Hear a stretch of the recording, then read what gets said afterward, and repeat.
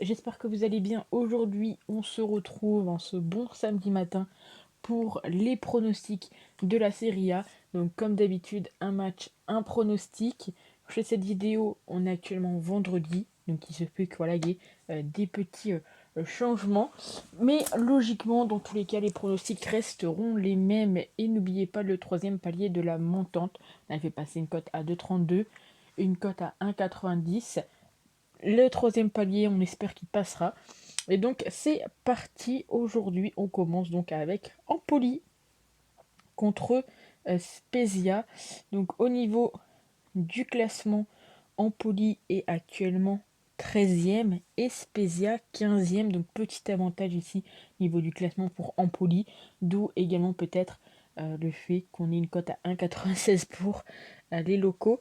Donc Spezia est quand même sur 6 matchs sans aucune défaite contre Empoli. Donc c'est clairement à ne pas négliger. On sait que dans tous les cas, entre les deux équipes, il y a très souvent le moins de 2,5 buts. Et c'est également quelque chose qu'ils font en championnat. C'est pas forcément des équipes là où on va avoir énormément de buts. On sait également que Spezia contre Empoli est très souvent la première équipe à marquer.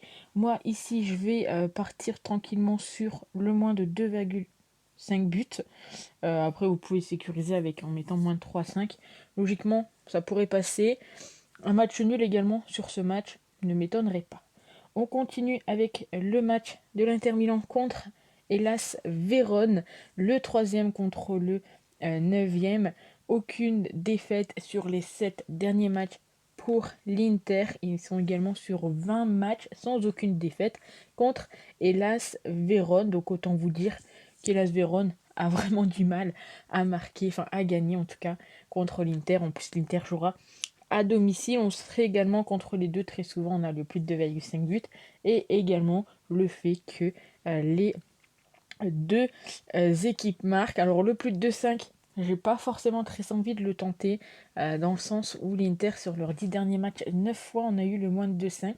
Donc j'ai envie de dire attention à ça. En tous les cas, la victoire de l'Inter, ça semble plutôt, j'ai envie de dire, plutôt logique.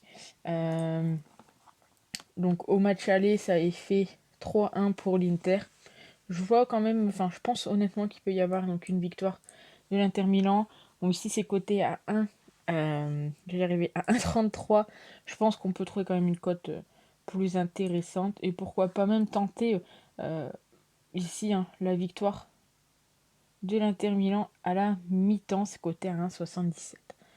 On passe au troisième match qui est donc Cagliari contre la Juventus. Donc la Juventus qui est actuellement quatrième et qui se déplace chez le 17e. Alors là, clairement, 99% des parieurs sont partis sur la victoire de la Juventus. Donc la Juve qui est sur 3 victoires d'affilée contre Cagliari. Cagliari, eux, sont sur une mauvaise phase, 4 défaites consécutives. On sait que dans tous les cas, la Juventus est très souvent la première équipe à marquer, également la première équipe à marquer contre Cagliari, et également très souvent vainqueur à la mi-temps. Donc là, clairement, vous avez le choix pour ce match. Nous, ici, on va quand même regarder la cote la plus intéressante. Et je pense qu'un petit combo Juventus et la Juve marque le premier but, ou pourquoi pas même tenter. On le tente jamais. Alors, je vais le tenter aujourd'hui. Ça doit être quand même dans combo, je pense. Mi-temps, fin de match, Juventus, cote à 2,20. C'est très rare que je tente ce genre de pronostic, mais pourquoi pas le tenter ici sur ce match. Et on enchaîne avec le quatrième match qui est Genoa qui reçoit la Lazio. Donc la Lazio qui est 6e, Genoa qui est actuellement 18e. Aucune défaite sur les 5 derniers matchs pour la Lazio face à Genoa. On sait que dans tous les cas, 9 fois sur 10, les deux équipes arrivent à marquer. On sait également que la Lazio est très souvent la première équipe à marquer contre Genoa. Sur les 7 derniers matchs, 7 fois c'est passé. Également 7 fois, ils ont gagné à la mi-temps. Donc là, clairement, on a pas mal d'infos. Soit les deux équipes qui marquent, soit le fait que la Lazio marque en premier, ou soit vainqueur à la mi-temps. Ici, je vais partir moi sur le fait que la Lazio va marquer le premier but. On va partir là-dessus. Alors c'est coté à 1,64, donc ça reste quand même une très belle cote. On enchaîne avec le 5e match, Naples qui reçoit la Fiorentina. Donc du côté du classement, Naples est actuellement 8e, la Fiorentina est 8e, Naples 2e, Fiorentina 8e. Je sais plus si j'avais bien dit. Enfin bref, entre les deux équipes au match aller, ça avait fait tout simplement 5-2 pour la Fiorentina. Ça c'était en coupe, pardon. Sinon ça avait fait 2-1 pour Naples. En coupe, par contre, la Fiorentina avait mis une petite fessée à Naples. Hein. Donc je pense que Naples, là, ils veulent potentiellement prendre leur revanche. Alors attention tout de même, Naples est sur une série de 3 victoires. Et du côté de la Fiorentina, ils sont sur 4 matchs sans aucune défaite. Donc attention tout de même à ça. Bon, je pense que là, ça va être quand même revanchard pour Naples. Et je vais partir sur la victoire de Naples, côté à 1,75. On continue, Sassuolo contre Atalanta. Alors bien évidemment, comme d'habitude, je le dis et je me répète, il y a des équipes qui auront joué cette semaine, donc ça à prendre en compte également. Et bien évidemment, ça reste des paris sportifs, ce n'est que mon avis. Et en aucun cas, je suis sûr à 100% que les pronostics que je vous propose ici vont passer. Sinon, vous doutez bien que je ne serai pas ici à faire des vidéos, mais je serai plutôt tranquille à dormir sur une liasse de billets. Enfin bref, Sassuolo contre l'Atalanta. On continue plutôt, j'y y arrivé. Sassuolo 10e, l'Atalanta est 7e. Entre les deux équipes, on a des petites informations. Le fait que l'Atalanta est quand même sur 16 matchs sans défaite contre Sassuolo. Donc plutôt bien. Le plus de 5 qui passe 9 fois sur 10. Les 7 derniers matchs, les deux équipes ont marqué. L'Atalanta très souvent vainqueur à la mi-temps et très souvent la première équipe a marqué. Au match aller, ça a fait 2-1 pour ce pronostic. Je vais partir sur les deux équipes marquent ses côtés ici à 1,43. Et on enchaîne avec le match de Venezia contre Udinese. Donc, du côté du classement, c'est le 13e contre le 19e. Malheureusement, Venezia, c'est compliqué pour eux ces dernières journées. Ils sont sur 5 défaites d'affilée, 6 matchs sans aucune victoire, 3 matchs sans réussir à marquer de but malheureusement. Et sur leurs 19 derniers matchs, ils ont toujours au moins pris un petit but. Donc entre les deux équipes, on n'a pas forcément beaucoup d'informations. C'est juste que Udinese a gagné au match aller. Et honnêtement, je pense qu'encore une fois, ils peuvent aller chercher la victoire. Alors on va quand même sécuriser tout ça. On va partir sur le Udinese remboursé en cas de match nul. Le 8e match et le 8e pronostic, c'est la Roma qui reçoit Salernitana. Donc le 5e compte malheureusement la dernière équipe de la Serie A.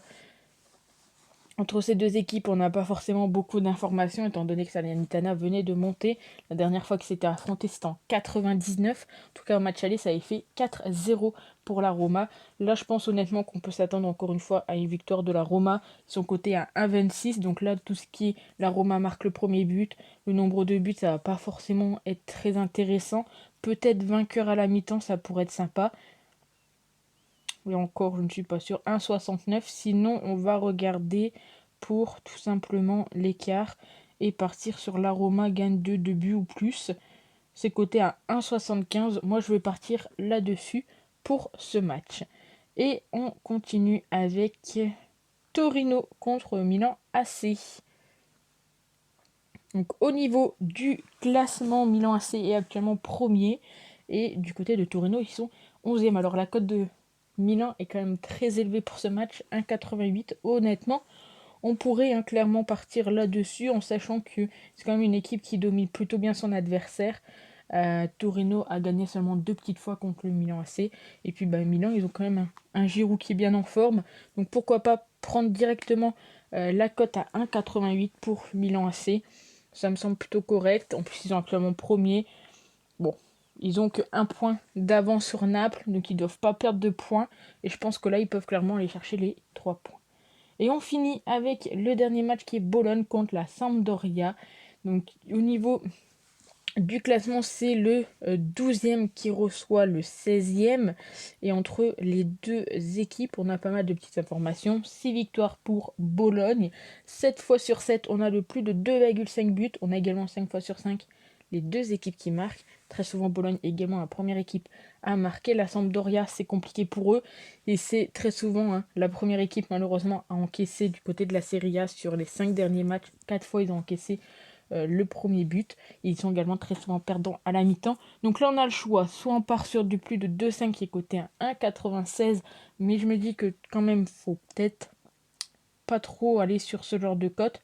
Par contre, là où c'est plutôt tentant, c'est de mettre Bologne buteur en premier. Côté à 1,76, la cote est un petit peu moins élevée, mais je pense qu'elle a toutes ses chances de passer.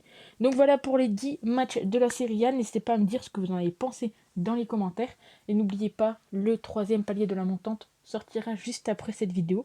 Donc n'hésitez pas à vous abonner ou à aller regarder dans les vidéos si ce n'est pas déjà fait. Sur ce, je vous souhaite à tous un agréable week-end et nous on se retrouve très vite pour de nouvelles vidéos. Ciao!